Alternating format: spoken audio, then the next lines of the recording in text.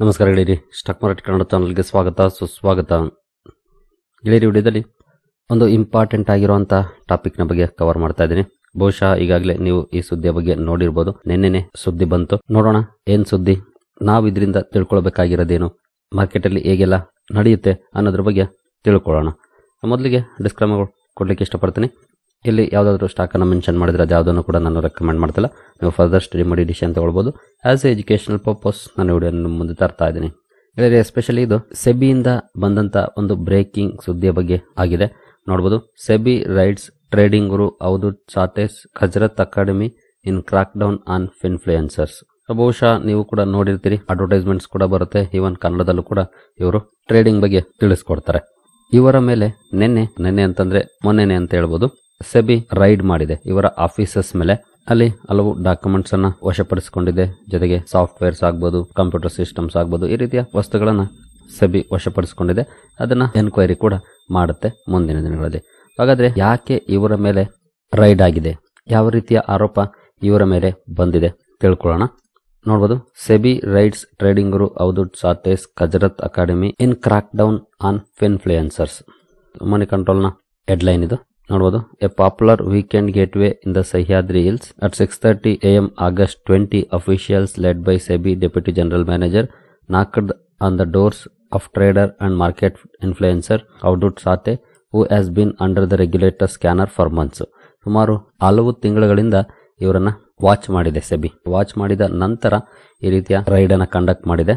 ಮೊದಲಿಗೆ ಇವ್ರು ಏನ್ ಮಾಡ್ತಾರೆ ಅನ್ನೋದನ್ನ ತಿಳ್ಕೊಂಡ್ಬಿಡೋಣ. ಆಗ್ಲೇ ನಮಗೆ ಒಂದಷ್ಟು ಕ್ಲಾರಿಟಿ ಸಿಗೋದು. ಬಹುಶಃ ನಿಮ್ಗೆಲ್ರಿಗೂ ಕೂಡ ಗೊತ್ತಿರುತ್ತೆ, ಹಲವು ಅಡ್ವರ್ಟೈಸ್ಮೆಂಟ್ಸ್ ಅನ್ನ ನೋಡಿರ್ತೀರಿ. ಬಟ್ ಸ್ಟಿಲ್ ಬ್ರೀಫ್ ಆಗಿ ಎಕ್ಸ್ಪ್ಲೈನ್ ಮಾಡ್ಬಿಡ್ತೀನಿ. ಇವರು ತಮ್ಮ ಅವಧೂತ್ ಸಾಟೆ ಟ್ರೇಡಿಂಗ್ ಅಕಾಡೆಮಿ ಅಥವಾ ಆಸ್ಥಾ ಮೂಲಕ ಟ್ರೇಡಿಂಗ್ ಗೆ ಸಂಬಂಧಪಟ್ಟಂತೆ ಟ್ರೈನಿಂಗ್ ಅನ್ನ ಕೊಡ್ತಾರೆ. ಟ್ರೈನಿಂಗ್ ಕ್ಲಾಸಸ್ ಅನ್ನ ಕಂಡಕ್ಟ್ ಮಾಡ್ತಾರೆ. ಅದರಲ್ಲಿ ಎಷ್ಟು ಜನ ಪ್ರಾಫಿಟ್ ಮಾಡಿದಾರೋ ಗೊತ್ತಿಲ್ಲ, ಬಟ್ ಅಡ್ವರ್ಟೈಸ್ಮೆಂಟ್ ಅಲ್ಲಂತೂ ಲಕ್ಷಗಳಲ್ಲಿ ಪ್ರಾಫಿಟ್ ಮಾಡಿರೋ ಬಗ್ಗೆ ಕೊಡ್ತಾ ಇರ್ತಾರೆ. ನೀವು ಕೂಡ ಅಬ್ಸರ್ವ್ ಮಾಡಿರ್ತೀರಿ, ನಾನು ಇಷ್ಟು ಲಕ್ಷ ಲಾಭ ಮಾಡಿದೆ, 1 ದಿನದಲ್ಲಿ ಲಾಭ ಮಾಡಿದೆ, 2 ದಿನದಲ್ಲಿ ಮಾಡಿದೆ, 3 ದಿನದಲ್ಲಿ ಮಾಡಿದೆ. ಈ ರೀತಿ ಅಡ್ವರ್ಟೈಸ್ಮೆಂಟ್ಸ್ ನ ಇವರು ಕೊಡ್ತಾ ಇರ್ತಾರೆ. ನೀವು ಯೂಟ್ಯೂಬ್ ಅಲ್ಲಿ ಹೋಗ್ಲಿ, ಇನ್ಸ್ಟಾಗ್ರಾಮ್ ಅಲ್ಲಾಗ್ಲಿ ಅಥವಾ ಫೇಸ್ಬುಕ್ ಅಲ್ಲಾಗ್ಲಿ ಎಲ್ಲ ಕಡೆನೂ ಕೂಡ ಆಡ್ಸ್ ಅನ್ನ ಕೊಡ್ತಾರೆ. ಹಾಗೆ ಹಲವು ಮೂಲಗಳ ಪ್ರಕಾರ ಇವರು 25,000ದಿಂದ ಸುಮಾರು 1.5 ಲಕ್ಷದವರೆಗೂ ಕೂಡ ಚಾರ್ಜ್ ಮಾಡ್ತಾರೆ ಅನ್ನುವಂತ ಸುದ್ದಿಗಳಿದೆ. ಎಕ್ಸಾಕ್ಟ್ಲಿ ಎಷ್ಟು ಅಂತ ನನಗಂತೂ ಗೊತ್ತಿಲ್ಲ, ಬಟ್ ಕೆಲವು ರಿಪೋರ್ಟ್ಸ್ ಗಳನ್ನ ನೋಡಿದಾಗ 25,000ದಿಂದ 1.5 ಲಕ್ಷದವರೆಗೂ ಕೂಡ ಚಾರ್ಜ್ ಮಾಡ್ತಾರೆ ಅನ್ನುವಂತ ಮಾತನ್ನ ಹಲವು ಪತ್ರಿಕೆಗಳಲ್ಲಿ ಪ್ರಿಂಟ್ ಕೂಡ ಮಾಡಿದ್ದಾರೆ. ಜೊತೆಗೆ ಇವ್ರದೇ ಆದ ಒಂದು ಯೂಟ್ಯೂಬ್ ಚಾನಲ್ ಕೂಡ ಇದೆ. ನೋಡಬಹುದು, 9,36,000 ಸಬ್ಸ್ಕ್ರೈಬರ್ಸ್ ಕೂಡ ಇರುವಂತಹ ಚಾನಲ್. ಒಟ್ಟಿನಲ್ಲಿ ಇವರು ಟ್ರೇಡಿಂಗ್ ಕೋರ್ಸಸ್ ಅನ್ನ ಕಂಡಕ್ಟ್ ಮಾಡೋ ಮೂಲಕ ಸುಮಾರು ಕೋಟಿಗಳಲ್ಲಿ ಹಣವನ್ನು ಗಳಿಸಿದ್ದಾರೆ ಅನ್ನುವಂತ ಸುದ್ದಿ ಇದೆ. ನೋಡಬಹುದು, this development comes as the Securities and Exchange Board of India had conducted a search operation at Sathe's trading academy for offering unregistered advisory services. ಅಂದ್ರೆ ಇವರು ಟ್ರೇಡಿಂಗ್ ಗೆ ಸಂಬಂಧಪಟ್ಟಂತೆ ಚಿಂಗನ್ನ ಕೊಡ್ತಾರೆ. ಅದರ ಜೊತೆ ಕೆಲವೊಂದು ಅನ್ರಿಜಿಸ್ಟರ್ಡ್ ಅಡ್ವೈಸರಿ ಸರ್ವಿಸಸ್ ಅನ್ನು ಕೂಡ ಇಟ್ಟಿದ್ದಾರೆ ಅನ್ನುವಂತ ಆರೋಪ ಇದೆ. ಇದು ಆರೋಪ ಅಷ್ಟೇ, ಇನ್ನು ಸಾಬೀತಾಗಿಲ್ಲ. ಜೊತೆಗೆ ನೋಡಬಹುದು, sources told NDTV profit on Thursday that is illegal earnings may be between ₹400 to 500 crore. ಗೆಳೆಯರ ನಂಬರ್ಸ್ ಅನ್ನ ನೋಡಬಹುದು. ಇವರು ಗಳಿಸಿರುವಂತ ಹಣ ಸುಮಾರು 400ರಿಂದ 500 ಕೋಟಿ ಅಂತ ಹೇಳ್ತಿದ್ದಾರೆ. ಸೋರ್ಸಸ್ ಮೂಲಕ NDTV ಪ್ರಾಫಿಟ್ ರಿಪೋರ್ಟ್ ಮಾಡಿರುವಂತ ನಂಬರ್ ಎಕ್ಸಾಕ್ಟ್ಲಿ ಎಷ್ಟಿದೆಯೋ ಗೊತ್ತಿಲ್ಲ. ಬಹುಶಃ ಸೆಬಿ ಎನ್ಕ್ವೈರಿ ಮಾಡಿ ರಿಪೋರ್ಟ್ ಕೊಟ್ಟಾಗ ಗೊತ್ತಾಗ್ಬೋದು. ಬಟ್ NDTV ಪ್ರಾಫಿಟ್ ನ ಸೋರ್ಸಸ್ ಮೆನ್ಷನ್ ಮಾಡ್ತಿರೋದು 400ರಿಂದ 500 ಕೋಟಿ ಅಂತ. ಅಂದ್ರೆ ಇಲ್ಲಿ ವೇರಿಯಸ್ ಅಂಶಲ್ಲಿದೆ. ಒಂದು, ತಮ್ಮ ಕೋರ್ಸಸ್ ಅನ್ನ ಸೇಲ್ ಮಾಡೋ ಮೂಲಕ. ಎರಡನೇದು, ಯೂಟ್ಯೂಬ್ ನ ಮೂಲಕ, ಅಂದ್ರೆ 9,36,000 ಪ್ಲಸ್ ಸಬ್ಸ್ಕ್ರೈಬರ್ಸ್ ಇರುವಂತಹ ಚಾನಲ್ ನ ಮೂಲಕ ಗಳಿಸಿರುವಂತದ್ದು. ಜೊತೆಗೆ ಟ್ರೇಡಿಂಗ್ ಇಂದ ಎಷ್ಟು ಲಾಭವನ್ನು ಗಳಿಸಿದಾರೋ ಗೊತ್ತಿಲ್ಲ, ಅದು ಕೂಡ ಇದರಲ್ಲಿ ಸೇರ್ಕೊಂಡಿರಬಹುದು. ಜೊತೆಗೆ ಕೆಲವೊಂದು ಇಲ್ಲಿಗಲ್ ಅಡ್ವೈಸರಿ ಸರ್ವಿಸಸ್ ಅಂತ ಏನ್ ಹೇಳ್ತಿದ್ದಾರೆ ಇಲ್ಲಿ, ಆಫರಿಂಗ್ ಅನ್ರಿಜಿಸ್ಟರ್ಡ್ ಅಡ್ವೈಸರಿ ಸರ್ವಿಸಸ್. ಈ ಮೂಲಕ ಕೆಲವೊಂದು ಪೆನ್ನಿ ಸ್ಟಾಕ್ ಗಳಲ್ಲಿ ಪಂಪ್ ಅಂಡ್ ಡಂಪ್ ರೀತಿಯ ಷೇರುಗಳಲ್ಲಿ ಕೂಡ ಲಾಭ ಗಳಿಸಿರಬಹುದು ಅನ್ನುವಂತ ಸುದ್ದಿಗಳನ್ನ ನೋಡ್ಲಿಕ್ಕೆ ಸಿಗ್ತಾ ಇದೆ. ಈ ಎಲ್ಲ ಪ್ರಕಾರವಾಗಿ ಸುಮಾರು 400ರಿಂದ 500 ಕೋಟಿಯನ್ನ ಇವರು ಗಳಿಸಿದ್ದಾರೆ ಅಂತ ಹೇಳ್ತಿದೆ NDTV ರಿಪೋರ್ಟ್. ಹಾಗೆ ಈ ಆರೋಪಗಳನ್ನ ಸಾಟೆ ಅಕಾಡೆಮಿ ತಿರಸ್ಕರಿಸಿದೆ. ಜೊತೆಗೆ ನಾವು ಯಾವುದೇ ರೀತಿಯ ಅಡ್ವೈಸರಿ ಸರ್ವಿಸಸ್ ಅನ್ನ ಪ್ರೊವೈಡ್ ಮಾಡೋದಿಲ್ಲ ಅನ್ನೋಂತ ಮಾತನ್ನ ಹೇಳಿದೆ. ಜೊತೆಗೆ ಸೆಬಿ ಏನು ಎನ್ಕ್ವೈರಿ ಕಂಡಕ್ಟ್ ಮಾಡಿದೆ ಅಥವಾ ರೈಡ್ ಕಂಡಕ್ಟ್ ಮಾಡಿದೆ, ಅದಕ್ಕೆ ಫುಲ್ಲಿ ಸಪೋರ್ಟಿವ್ ಆಗಿದ್ದೀವಿ ಅನ್ನುವಂತ ಮಾತನ್ನು ಕೂಡ ಈ ಅಕಾಡೆಮಿ ಹೇಳಿದೆ. ಒಟ್ಟಿನಲ್ಲಿ ಫೈನಲ್ ಔಟ್ಕಮ್ ನಮಗೆ ಗೊತ್ತಾಗೋದು ಸೆಬಿ ಎನ್ಕ್ವೈರಿ ಮಾಡಿ ರಿಪೋರ್ಟ್ ನ ಪಬ್ಲಿಷ್ ಮಾಡಿದ ನಂತರನೇ. ಅಲ್ಲಿವರೆಗೂ ಇದೆಲ್ಲನೂ ಕೂಡ ಜಸ್ಟ್ ಎಕ್ಸ್ಪೆಕ್ಟೇಷನ್ಸ್ ಆಗಿರುತ್ತೆ. ಆದ್ರೆ ನಾವಿಲ್ಲಿ ತಿಳ್ಕೊಳ್ಬೇಕಾಗಿರುವಂತ ಇನ್ನೊಂದು ತುಂಬಾ ಇಂಪಾರ್ಟೆಂಟ್ ಆಗಿರುವಂತ ವಿಷಯಗಳು ಸಾಕಷ್ಟಿದೆ ಅಂತಾನೆ ಹೇಳ್ಬೋದು. ನೋಡಬಹುದು, penny stock scam, SEBI raids Pune influencers Avadhut Sathe with 9 lakh YouTube subscribers. A long prepared raid ಅಂತಾರೆ. ಅಂದ್ರೆ ಸಾಕಷ್ಟು ಪ್ರಿಪರೇಷನ್ ಕೂಡ ಈ ರೈಡ್ ಗೆ ಮುಂಚೆ ಸೆಬಿ ಮಾಡ್ಕೊಂಡಿದೆ ಅಂತ ಹೇಳ್ತಿದೆ ಈ ರಿಪೋರ್ಟ್. ಈ ಮುಂಚೆ ಇವರು ಸಿಂಗಪೂರ್, ಆಸ್ಟ್ರೇಲಿಯಾ ಹಾಗೂ US ಗಳಲ್ಲಿ ಕೆಲಸವನ್ನ ಮಾಡಿದ ಅನುಭವವನ್ನು ಹೊಂದಿದ್ದಾರೆ. ನಂತರ IT ಕರಿಯರ್ ಅನ್ನ ಬಿಟ್ಟು 2007ರಿಂದ ಟ್ರೇಡಿಂಗ್ ಅಂಡ್ ಟೀಚಿಂಗ್ ಕಡೆ ಹೆಚ್ಚು ಗಮನವನ್ನ ಕೊಟ್ಟಿದ್ದಾರೆ ಅಂತ ಹೇಳ್ತಿದೆ ಈ ರಿಪೋರ್ಟ್. ಸಾಕಷ್ಟು ಅಡ್ವರ್ಟೈಸ್ಮೆಂಟ್ಸ್ ನ ಇವರು ಪ್ಲೇ ಮಾಡ್ತಾ ಇದ್ರು. ಬಹುಶಃ ಆ ಅಡ್ವರ್ಟೈಸ್ಮೆಂಟ್ಸ್ ಗಳ ನಂತರನೇ ಸೆಬಿಯ ಸ್ಕ್ಯಾನರ್ ಅಂಡರ್ ಬಂದಿರ್ತಾರೆ. ಆ ನಂತರ ಇವರ ಆಕ್ಟಿವಿಟೀಸ್ ಅನ್ನ ನೋಡಿದ ನಂತರನೇ ಸೆಬಿ ಈ ರೀತಿಯ ನಿರ್ಧಾರವನ್ನು ಕೂಡ ಅಥವಾ ರೈಡ್ ಅನ್ನು ಕೂಡ ಮಾಡಿರುವಂತ ಚಾನ್ಸಸ್ ಇದೆ. ಓಕೆ, ಇದೆಲ್ಲವೂ ಕೂಡ ನಾರ್ಮಲ್ ವಿಷಯ ಆಯ್ತು. ನಾವಿಲ್ಲಿ ತಿಳ್ಕೊಳ್ಬೇಕಾಗಿರೋದೇನು ಅಂತಂದ್ರೆ, ಇವರು ಅಡ್ವೈಸರಿ ಸರ್ವಿಸ್ ಕೊಟ್ಟವರೋ ಬಿಟ್ಟವರೋ ಬೇರೆ ವಿಚಾರ. ಬಟ್ ಇವರ ಟ್ರೇಡಿಂಗ್ ಕೋರ್ಸ್ ಅನ್ನ ತಗೊಂಡವರಲ್ಲಿ ಎಷ್ಟು ಜನ ಲಾಭವನ್ನು ಗಳಿಸಿದ್ದಾರೆ ಅದ್ರ ಬಗ್ಗೆ ಮಾಹಿತಿ ಯಾರಿಗೂ ಇಲ್ಲ. ಹಾಗೆ ನಾನು ಯಾವಾಗ್ಲೂ ಹೇಳ್ತಾ ಇರ್ತೀನಿ, ಇನ್ವೆಸ್ಟ್ಮೆಂಟ್ ಬಗ್ಗೆ ಗಮನವನ್ನ ಕೊಡಿ. ಟ್ರೇಡಿಂಗ್ ಖಂಡಿತ ಎಲ್ಲರ ಕಪ್ ಆಫ್ ಕಾಫಿ ಅಲ್ಲ. ಟ್ರೇಡಿಂಗ್ ಅಲ್ಲಿ ಎಲ್ಲರೂ ದುಡ್ಡು ಮಾಡೋದಕ್ಕೆ ಆಗೋದಿಲ್ಲ ಅಂತ. ಹಾಗೆ ನಾನು ಪದೇ ಪದೇ ಹೇಳ್ತಾ ಇರ್ತೀನಿ, 96 to 97 ಅಥವಾ ನಿಯರ್ಲಿ 98% ಜನ ಟ್ರೇಡಿಂಗ್ ಅಲ್ಲಿ ಲಾಸ್ ಮಾಡ್ಕೊಳ್ತಿದ್ದಾರೆ. ಅದರಲ್ಲೂ ರೀಟೇಲ್ ಇನ್ವೆಸ್ಟರ್ಸ್ ಅಥವಾ ಸಣ್ಣ ಸಣ್ಣ ನಿಮ್ಮಂತ ಟ್ರೇಡರ್ಸ್ ಏನಿದ್ದಾರೆ ದೊಡ್ಡ ಮಟ್ಟದಲ್ಲಿ ಲಾಸ್ ಮಾಡ್ಕೊಳ್ತಿದ್ದಾರೆ. ಹಾಗಾಗಿ ಹೆಚ್ಚು ಆ ಕಡೆ ಆಕರ್ಷಿತರಾಗದೆ ಲಾಂಗ್ ಟರ್ಮ್ ಕಡೆ ಫೋಕಸ್ ಮಾಡಿ. ಖಂಡಿತ ನಿಮ್ಮ ವೆಲ್ತ್ ಬಿಲ್ಡ್ ಆಗ್ಲಿಕ್ಕೆ ಸಮಯ ತಗೊಳ್ಬಹುದು, ಬಟ್ ಫಾರ್ ಶ್ಯೂರ್ ಬಿಲ್ಡ್ ಆಗುತ್ತೆ, ಅದರಲ್ಲಿ ಡೌಟ್ ಇಲ್ಲ. ಒಳ್ಳೆ ಸ್ಟಾಕ್ಗಳನ್ನ ನೀವು ಆಯ್ಕೆ ಮಾಡಿ ಹೂಡಿಕೆ ಮಾಡಿದ್ರೆ ಖಂಡಿತ ನಿಮ್ಮ ವೆಲ್ತ್ ಚೆನ್ನಾಗಿ ಬೆಳೆಯುತ್ತೆ, ಆದ್ರೆ ಸಮಯ ತಗೊಳುತ್ತೆ. ನಾನು ಪದೇ ಪದೇ ಎಕ್ಸಾಂಪಲ್ ಕೊಡ್ತಾ ಇರ್ತೀನಿ. ನೀವು ಒಂದು ಮಾವಿನ ಸಸಿಯನ್ನ ನೆಟ್ರೆ ನಾಳೆನೆ ನಿಮ್ಗೆ ಹಣ್ಣು ಸಿಕ್ಕೋದಿಲ್ಲ, ಅದಕ್ಕೆ ವರ್ಷಗಳು ಕಾಯ್ಬೇಕಾಗುತ್ತೆ. ಆದ್ರೆ ಆ ಹಣ್ಣುಗಳು ವರ್ಷದಿಂದ ವರ್ಷಕ್ಕೆ ಡಬಲ್ ಟ್ರಿಪಲ್ ಆಗ್ತಾ ಹೋಗುತ್ತೆ. ಈ ವರ್ಷ 10 ಹಣ್ಣು ಬಿಟ್ರೆ ನೆಕ್ಸ್ಟ್ ವರ್ಷ 20 ಆಗ್ಬೋದು, 50 ಆಗ್ಬೋದು, ಅದಕ್ಕಿಂತ ನೆಕ್ಸ್ಟ್ ವರ್ಷ 100 ಆಗ್ಬೋದು. ಈ ರೀತಿಯಾಗಿ ನಿಮ್ಮ ಹೂಡಿಕೆ ಕೂಡ ಮಾರ್ಕೆಟ್ ಅಲ್ಲಿ ಬೆಳೆಯೋದು ವರ್ಷದಿಂದ ವರ್ಷಕ್ಕೆ. ಕೆಲವು ಸಲ ಅಂಡರ್ ಪರ್ಫಾರ್ಮೆನ್ಸ್ ಬರ್ಬೋದು, ಆದರೆ ಲಾಂಗ್ ಟರ್ಮ್ ಅಲ್ಲಿ ಒಳ್ಳೆ ಶೇರುಗಳು ಖಂಡಿತ ಒಳ್ಳೆ ಪರ್ಫಾರ್ಮೆನ್ಸ್ ಅನ್ನ ಮಾಡ್ತವೆ. ಹಾಗಾಗಿ ಲಾಂಗ್ ಟರ್ಮ್ ಕಡೆ ಹೆಚ್ಚು ಫೋಕಸ್ ಮಾಡಿ. ಹಾಗೆ ನಾನು ಇನ್ನೊಂದು ವಿಷಯನ ಹೇಳ್ತೀನಿ, ನೀವು ಕ್ಲಾಸಸ್ ತಗೊಳ್ತೀರಾ, ಲಾಂಗ್ ಟರ್ಮ್ ಇನ್ವೆಸ್ಟ್ಮೆಂಟ್ ಬಗ್ಗೆ ತಗೊಳ್ಳಿ. ಅದು ನೀವು ಯಾವುದೋ ಒಬ್ಬರ ಕಡೆ ತಗೊಂಡ್ರೆ ಸಾಕು, ಲೈಫ್ ಲಾಂಗ್ ಯೂಸ್ ಆಗುತ್ತೆ. ನೀವೇನು ಎಲ್ಲರ ಕಡೆ ತಗೊಳ್ಬೇಕು ಅಂತ ಏನಿಲ್ಲ, ಒಬ್ಬರ ಕಡೆ ತಗೊಂಡ್ರೆ ಸಾಕು. ಆದ್ರೆ ಅಲ್ಲಿ ಕಲಿಯುವಂತ ವಿಷಯವನ್ನ ನೀವು ಪ್ರಾಕ್ಟಿಕಲಿ ಅಪ್ಲೈ ಮಾಡಬೇಕು ಕಂಪನಿಗಳಲ್ಲಿ ಇನ್ವೆಸ್ಟ್ಮೆಂಟ್ ಅನ್ನ ಮಾಡುವಂತ ಸಂದರ್ಭದಲ್ಲಿ. ಅದನ್ನ ಬಿಟ್ಟು ನೀವು ಸುಮ್ಮನೆ ಕೋರ್ಸ್ ಅನ್ನ ತಗೊಳ್ಳೋದ್ರಿಂದ ಏನು ಅನುಕೂಲ ಇಲ್ಲ. ಕೋರ್ಸ್ ಅನ್ನ ತಗೊಂಡಿದ್ದೀರಿ ಅಂತಂದ್ರೆ ಆ ಕೋರ್ಸ್ ಅಲ್ಲಿ ಅವರು ಕಲಿಸಿದಂತ ವಿಚಾರಗಳನ್ನ ಪ್ರಾಕ್ಟಿಕಲಿ ಅಪ್ಲೈ ಮಾಡ್ತಾ ಹೋಗ್ಬೇಕು ನಿಮ್ಮ ಮಾರ್ಕೆಟ್ ಜರ್ನಿಯಲ್ಲಿ. ಯಾಕಂದ್ರೆ ಇನ್ವೆಸ್ಟ್ಮೆಂಟ್ಗೆ ಸಂಬಂಧಪಟ್ಟಂತೆ ಯಾರೇ ಹೇಳಿದ್ರು ಕೂಡ ಅಲ್ಲಿ ಫಂಡಮೆಂಟಲ್ ಅನಾಲಿಸಿಸ್ ಇರ್ಬೋದು, ಬೇಸಿಕ್ ಟೆಕ್ನಿಕಲ್ ಅನಾಲಿಸಿಸ್ ಇರ್ಬೋದು, ಏನು ಟ್ಯಾಕ್ಸೇಷನ್ ಬಗ್ಗೆ ಆಗ್ಬೋದು, ಈ ರೀತಿಯ ಮಾಹಿತಿಯೇ ಇರುತ್ತೆ. ನೀವು ನನ್ನ ಹತ್ರ ತಗೊಂಡ್ರು ಅಷ್ಟೇ, ಇನ್ನೊಬ್ರ ಹತ್ರ ತಗೊಂಡ್ರು ಅಷ್ಟೇ, ಮತ್ತೊಬ್ಬರ ಹತ್ರ ತಗೊಂಡ್ರು ಅಷ್ಟೇ. ನೀವು ಯಾರ್ದಾದ್ರು ಒಬ್ಬರ ಹತ್ರ ತಗೊಂಡ್ರೆ ಸಾಕು, ಎಲ್ಲರ ಹತ್ರನೂ ಫೀಸ್ ಕೊಟ್ಟು ತಗೊಳ್ಳೋ ಅವಶ್ಯಕತೆ ಖಂಡಿತ ಇಲ್ಲ. ಆದ್ರೆ ನೀವು ಮಾಡ್ಬೇಕಾಗಿರೋದು, ನೀವು ಇನ್ನೊಬ್ರ ಹತ್ರನೇ ತಿಳ್ಕೊಂಡ್ರ ಅದನ್ನ ಪ್ರಾಕ್ಟಿಕಲ್ ಆಗಿ ಅಪ್ಲೈ ಮಾಡಿ, ತಿಳ್ಕೊಳ್ಳಿ. ಸಾಧ್ಯವಾದಷ್ಟು ನೋಟ್ ಮಾಡ್ಕೊಳ್ಳಿ, ಒಂದು ನೋಟ್ಸ್ ಅನ್ನ ಪ್ರಿಪೇರ್ ಮಾಡ್ಕೊಳ್ಳಿ.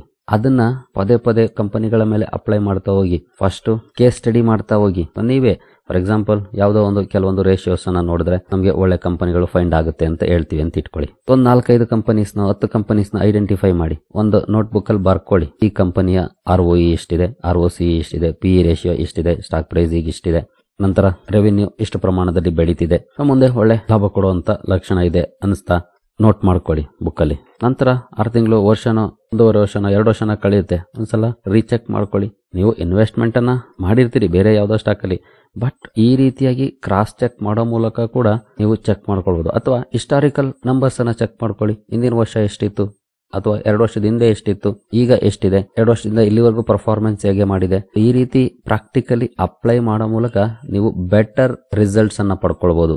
ಅದು ನಾವು ಮಾಡಬೇಕಾಗಿರೋದು. ಬಟ್ ನಾವು ಇದೆಲ್ಲ ಮಾಡ್ದೇನೆ ಇನ್ನೊಬ್ರು ಹೇಳ್ತಾರೆ ನನಗಿಂತ ಸ್ಟಾಕ್ ತಗೊಳ್ಳಿ ಅಂತ ಹೇಳ್ತಾರೆ, ಅದನ್ನ ತಗೊಳ್ತೀನಿ, ಮಾರಾಟ ಮಾಡಿ ಅಂದ್ರೆ ಮಾರಾಟ ಮಾಡ್ತೀನಿ ಅಂತ ಕೂತ್ರಿ ಅಂತಂದ್ರೆ ಖಂಡಿತ ನೀವೇನು ಕಲಿಯೋದಿಲ್ಲ. ನೀವು ಕಲ್ತ್ರಿ ಅಂದ್ರೆ ಅದು ಲೈಫ್ ಲಾಂಗ್ ಬಳಕೆಗೆ ಬರುತ್ತೆ.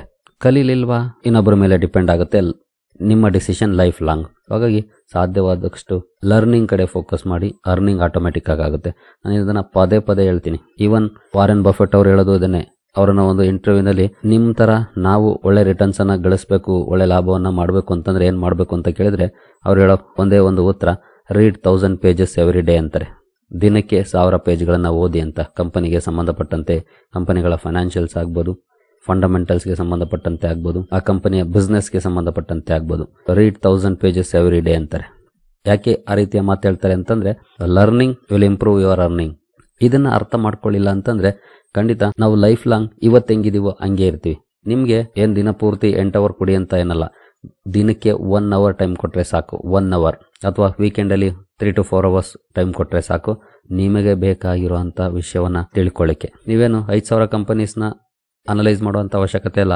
50 ಕಂಪನೀಸ್ನ ಅನಲೈಸ್ ಮಾಡಿ, ನಂತರ ಅದರಲ್ಲಿ 10-15 ಕಂಪನಿಗಳನ್ನ ಆಯ್ಕೆ ಮಾಡಿ. ಹಾಗೆ ಮಾಡೋದ್ರಿಂದಾನೆ, ಹಾಗೆ ಮಾಡ್ತಾ ಹೋಗೋದ್ರಿಂದಾನೆ ನೀವು ಏನಾದ್ರೂ ಕಲಿಯೋದು, ನಿಮಗೆ ಲಾಭ ಆಗೋದು. ಇಲ್ಲ ಅಂತಂದ್ರೆ ಬೇರೆಯವ್ರು ಲಾಭ ಮಾಡ್ಕೊಳ್ತಿರ್ತಾರೆ, ನೀವು ನಷ್ಟ ಮಾಡ್ಕೊಳ್ತಿರ್ತೀರಿ. ಹಾಗಾಗಿ ಟ್ರೇಡಿಂಗ್ ಎಲ್ಲರ ಕಪ್ ಆಫ್ ಕಾಫಿ ಅಲ್ಲ.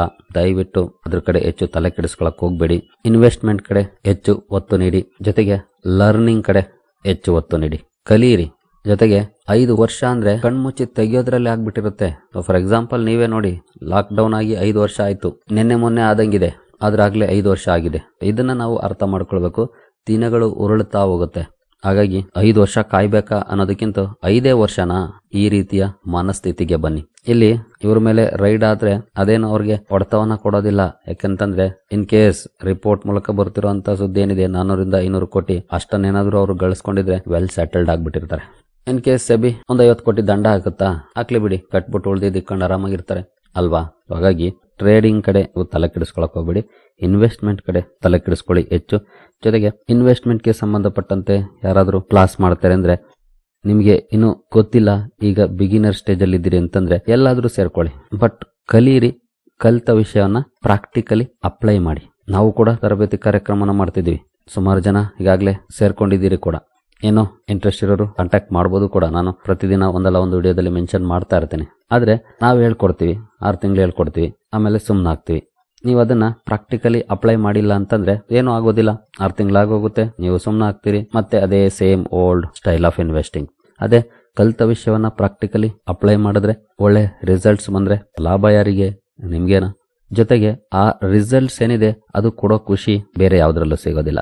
ಯಾಕಂದ್ರೆ ಸ್ವತಃ ನೀವು ಪ್ರಯತ್ನ ಪಟ್ಟು ಪಡ್ಕೊಳ್ಳೋ ಸಕ್ಸಸ್ ಇದೆಯಲ್ಲ, ಇದು ತುಂಬಾನೇ ಡಿಫರೆನ್ಸ್ ಮಾಡುತ್ತೆ. ನಿಮಗೆ ಇನ್ನು ಮೋಟಿವೇಟ್ ಮಾಡುತ್ತೆ. ಜೊತೆಗೆ ಕಾನ್ಫಿಡೆನ್ಸ್ ಅನ್ನು ಕೂಡ ತುಂಬುತ್ತೆ. ಹಾಗಾಗಿನೇ ಏನೇ ಮಾಡಿದ್ರು ಸೆಲ್ಫ್ ಬಿಲೀಫ್ ಇರಬೇಕು, ಸ್ವಪ್ರಯತ್ನ ಇರಬೇಕು. ಸ್ವಪ್ರಯತ್ನ ಇಲ್ಲ ಅಂತಂದ್ರೆ ನಾನು 6 ತಿಂಗಳಲ್ಲ, ವರ್ಷ ಹೇಳ್ಕೊಟ್ರು ಕೂಡ ನೀವೇನು ಕಲಿಯೋದಿಲ್ಲ. ಪ್ರಯತ್ನ ಇದ್ರೆ ಪ್ರತಿಫಲ. ಹಾಗಾಗಿ ಬೈ ಸೆಲ್ ಹೇಳಿ ಅಂತ ತಲೆ ಕೆಡಿಸ್ಕೊಳಕ್ ಹೋಗ್ಬೇಡಿ. Focus on study. ಹಾಗೆ ಕಲ್ತಿದ್ದನ್ನ ಪ್ರಾಕ್ಟಿಕಲ್ ಆಗಿ ಅಪ್ಲೈ ಮಾಡಿ. ರಿಸಲ್ಟ್ಸ್ ಬಂದಾಗ ನಿಮ್ಗೂ ಖುಷಿ ಕೊಡುತ್ತೆ. ಜೊತೆಗೆ ಅದು ಲೈಫ್ ಲಾಂಗ್ ನಿಮ್ಗೆ ಉಳಿಯುತ್ತೆ. ಅದು ಬಹಳ ಮುಖ್ಯ. ಹಾಗಾಗಿ ಆ ನಿಟ್ಟಿನಲ್ಲಿ ಪ್ರಯತ್ನವನ್ನ ಪಡಿ ಅಂತ ಹೇಳ್ತೀನಿ ನಾನು. ಸೊ ನನ್ನ ಕೆಲಸ ಇಷ್ಟೇ, ನಿಮ್ಮನ್ನ ಎಚ್ಚರಿಸೋದು. ಟ್ರೇಡಿಂಗ್ ಒಳ್ಳೆಯದಲ್ಲ, ಎಸ್ಪೆಷಲಿ ಸಣ್ಣ ಟ್ರೇಡರ್ಸ್ಗೆ. ಇನ್ವೆಸ್ಟ್ಮೆಂಟ್ ಒಳ್ಳೆಯದು, ಆ ಕಡೆ ಹೆಚ್ಚು ಗಮನ ಇರಲಿ. ಇನ್ವೆಸ್ಟ್ಮೆಂಟ್ ಅಲ್ಲಿ ಸಮಯ ತಗೊಳುತ್ತೆ, ಬಟ್ ಲಾಸ್ನ ಪ್ರಮಾಣ ಕಡಿಮೆ ಇರುತ್ತೆ. ಟ್ರೇಡಿಂಗ್ ಅಲ್ಲಿ ಬೇಗ ಶ್ರೀಮಂತರು ಆಗ್ಬೋದು, ಬೇಗ ಭಿಕ್ಷಾಧಿಪತಿನೂ ಆಗ್ಬೋದು.